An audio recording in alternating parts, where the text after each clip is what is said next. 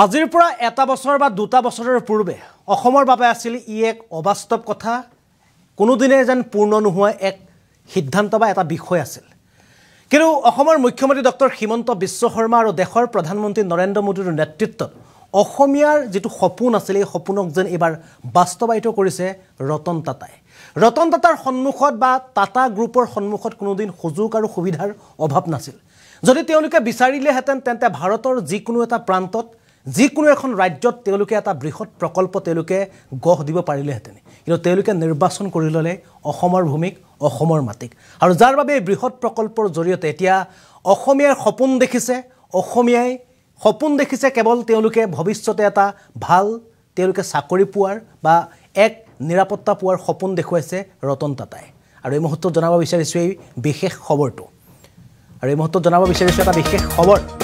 অসমৰ প্ৰযুক্তি প্ৰগতিৰ দিশত আন এক মাইলৰ খুঁটি অসমৰ প্ৰযুক্তিগত প্ৰকল্পত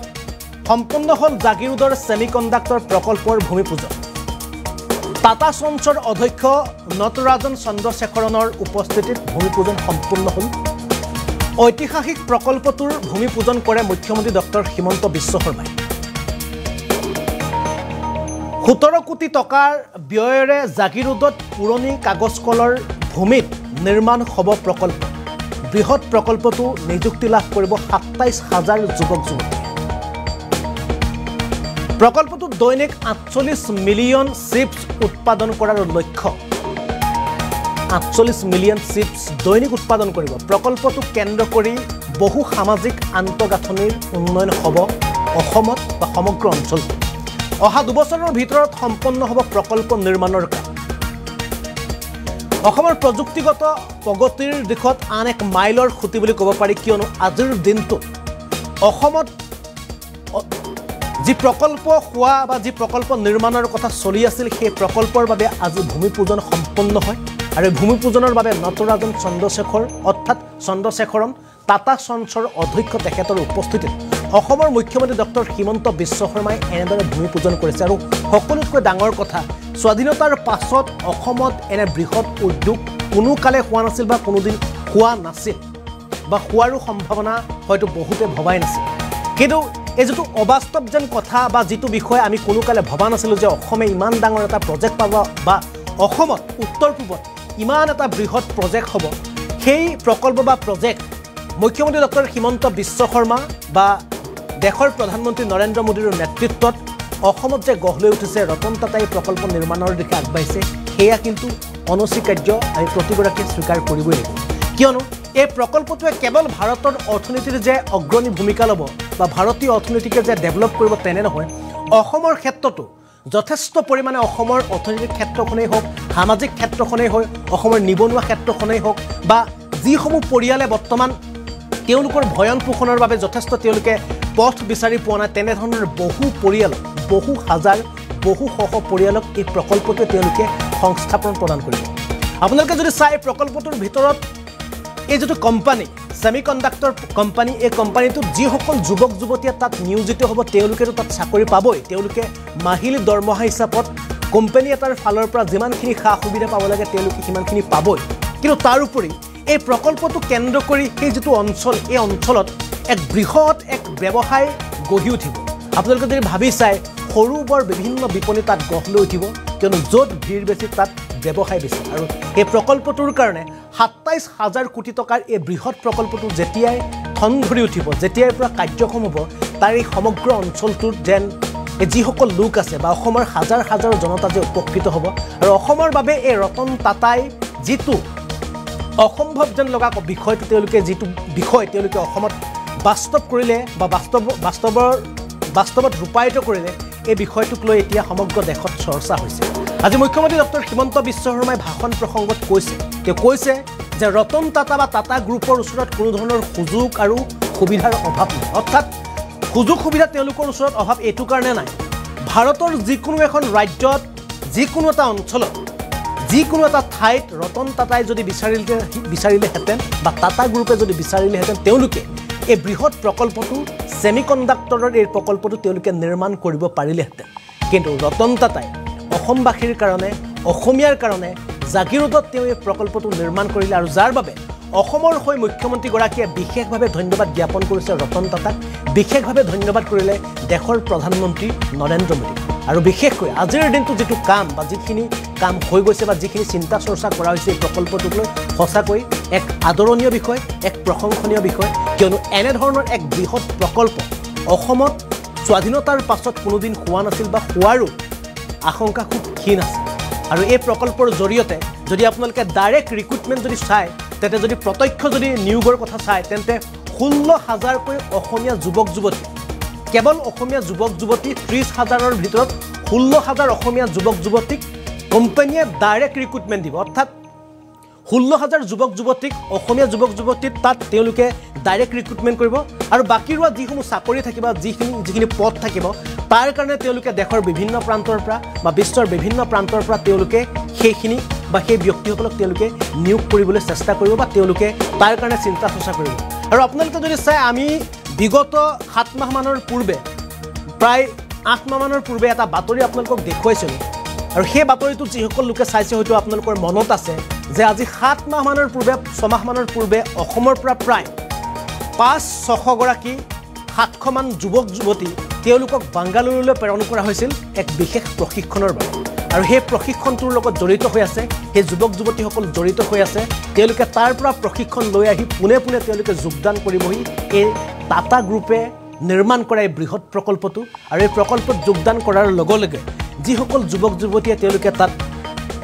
চাকৰি পাব সেই যুৱক যুৱতীসকলে তেওঁলোকে আৰ্থিকভাৱে সচ্ছল হ'ব তেওঁলোকৰ ঘৰ চলিব তেওঁলোকৰ পৰিয়াল চলিব তেওঁলোকৰ সংসাৰ চলিব আৰু এনেদৰে যুগ যুগৰ কাৰণে বছৰ বছৰ ধৰি অসমীয়াৰ বাবে এক নিৰ্ভৰযোগ্য প্ৰতিষ্ঠান হিচাপে গঢ় লৈ উঠিব এই সেমিকণ্ডাক্টৰ প্ৰজেক্ট এটা বহুতে ভাবিছে সেমিকণ্ডাক্টৰ কি হয় বহুতে নাজানে যে সেমিকণ্ডাক্টৰ বিষয়টো কিহৰ কাৰণে ইমান গুৰুত্বপূৰ্ণ এই সেমিকণ্ডাক্টৰ যি বস্তু তেওঁলোকে উৎপাদন কৰে এই বস্তুটোৰ গুৰুত্ব কি সমগ্ৰ বিশ্বত যদি ক'বলৈ যোৱা যায় আপুনি যেটো মোবাইলত বৰ্তমান সময়ত এই ভিডিঅটো চাই আছে এই মোবাইলটোত আপুনি মোবাইলটোৰ ভিতৰত এটা চিপছ আছে এই চিপছটো সেমিকণ্ডাক্টৰ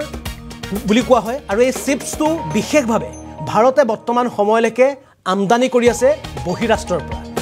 ভাৰতে আমদানি কৰি আছে আমেৰিকাৰ পৰা ভাৰতে আমদানি কৰিছে টাইৱানৰ পৰা ভাৰতে আমদানি কৰিছে চাইনাৰ পৰা আৰু এই বৃহৎ যি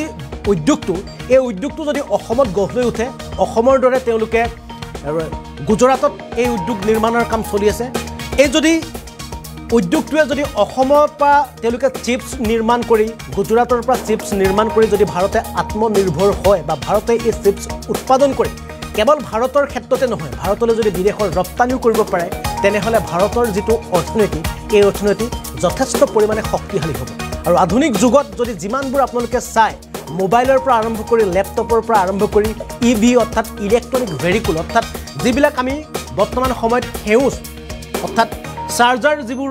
চাৰ্জিঙৰ জৰিয়তে যিসমূহ গাড়ী বৰ্তমান সময়ত ইলেক্ট্ৰিক কাৰ নিৰ্মাণ কৰি আছে এই সমগ্ৰ বিষয়বিলাক বা সমগ্ৰ যন্ত্ৰপাতিৰ লগত বিশেষভাৱে প্ৰয়োজনীয় এটা অনস্বীকাৰ্য সম্পদ হৈছে সেইটো হৈছে সেমিকণ্ডাক্টৰ আৰু এই সেমিকণ্ডাক্টৰৰ ক্ষেত্ৰত যদি ভাৰতে স্বনিৰ্ভৰ হয় আৰু স্বনিৰ্ভৰ হোৱাৰ লগতে ভাৰতৰ যদি সেমিকণ্ডাক্টৰ চিপছক যদি বিদেশলৈ ৰপ্তানি কৰিব পাৰে তেন্তে ভাৰতে যি সপোন দেখিছিল 5 ট্ৰিলিয়নৰ সপোন বা 5 ট্ৰিলিয়ন অৰ্থনীতিৰ সপোন দেখিছিল এই অৰ্থনীতিত ভাৰতে আগবাঢ়িবৰ কাৰণে বা ভাৰতে সেই অৰ্থনীতিত উপনীত হ'বৰ কাৰণে ভাৰতক হয়তো বেছি বছৰৰ প্ৰয়োজন নহ'ব আৰু এই ক্ষেত্ৰত বিশেষকৈ ৰতন টাটাই যিটো সিদ্ধান্ত ললে বা যিটো টাটা গ্ৰুপে সিদ্ধান্ত লৈ তেওঁলোকে জাগিৰোডত যিটো প্ৰকল্প নিৰ্মাণ কৰিছে তাৰ বাবে বিশেষভাৱে অসম চৰকাৰ ভাৰত চৰকাৰৰ লগতে ৰতন টাটাক আজিৰ দিনটোত হয়তো অসমবাসীয়ে ধন্যবাদ দিয়াটো অতিকৈ প্ৰয়োজনীয় আমি পুনে পুনে আজিৰ দিনটোত মুখ্যমন্ত্ৰীগৰাকীয়ে ভাষণ প্ৰসংগত কি ক'লে আমি আপোনালোকক পুনে পুনে মুখ্যমন্ত্ৰীৰ সেই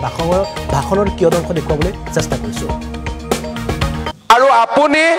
অসমত যদি এটা বৃহৎ উদ্যোগ স্থাপন কৰে অসমৰ আকাশৰ পৰা কলিয়া মেঘ আঁতৰি যাব আৰু অসমত উদ্যোগিক উন্নয়নৰ এক নতুন দিগন্ত আৰম্ভ হ'ব তেখেতে অতি খৰ হৃদয়তাৰে সৈতে মোক কৈছিলে যে যদিহে ভাৰত চৰকাৰে মোক সমৰ্থন কৰে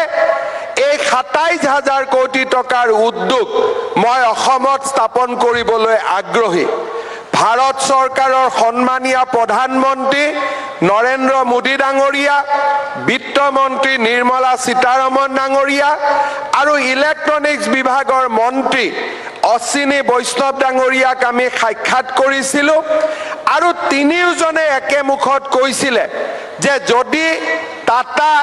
এখোজ আগবাঢ়ি আহে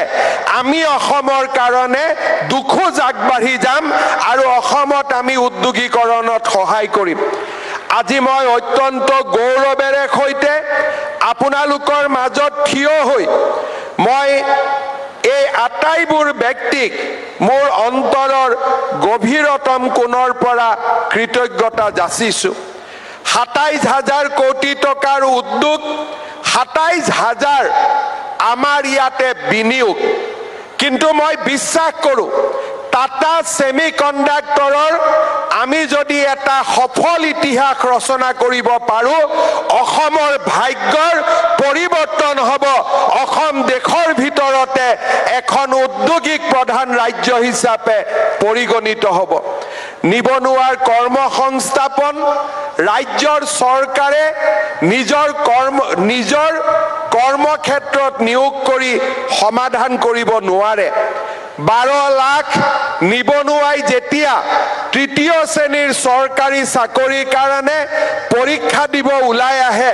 তেতিয়া আমি অনুভৱ কৰিব পাৰোঁ যে অসমত উদ্যোগীকৰণৰ কিমান প্ৰয়োজনীয়তা আছে। মই আজি আশা কৰোঁ যে আমি ফিউচাৰ ইণ্ডাষ্ট্ৰিজৰ যি এক নতুন ৰূপৰেখা অসমত স্থাপন কৰিবলৈ আগবাঢ়িছোঁ, ই অসমৰ ইতিহাসৰ এক নতুন মাইলৰ খুঁটা হৈ ৰৈ যাব। টাটা ছেমি কণ্ডাক্টৰৰ যেতিয়া আৰম্ভণি হৈছিলে তেতিয়া বহুতে প্ৰশ্ন কৰিছিলে যে এই ছেমি কণ্ডাক্টৰ ইণ্ডাষ্ট্ৰীত থলুৱা যুৱক যুৱতীয়ে কাম কৰিব পাৰিবনে নাই, কাৰণ এনেকুৱা ধৰণৰ ইণ্ডাষ্ট্ৰীৰ লগত অসমৰ পৰিচয় নাই আৰু আমি এনে কামত সফল হ'ব পাৰিম নে নাই। টাটা ইলেক্ট্ৰনিক্সৰ MD ডক্টৰ ৰণধীৰ ঠাকুৰ ডাঙৰীয়াক এই বিষয়ে মই জনোৱাত তেখেতে মোক কৈছিলে যে আমি অসমৰ পৰা পোনে পোনে 1000 ছোৱালীক আমি লৈ যাম আৰু য'ত এনে ব্যৱস্থা চলি আছে তাতে আমি প্ৰশিক্ষণ দিম, যাতে এই ইণ্ডাষ্ট্ৰীটো আৰম্ভ হোৱাত প্ৰথম কৰ্মচাৰী হিচাপে অসমীয়া যুৱক যুৱতীয়ে কাম কৰিব পাৰে। আজি আপোনালোকে আমাৰ সৰু ফিল্মটোত দেখিছিলে যে যিমান ছোৱালীয়ে ৱেলকাম টাটা টু আছাম বুলি কৈছে, তেওঁলোকে হুচুৰত কাম কৰি আছে আৰু গোটেই কেইজনী অসমীয়া ছোৱালী, আৰু যিদিনাখন এই জাগিৰোডত এই উদ্যোগ হ'ব তেওঁলোক অসমলৈ উভতি আহিব আৰু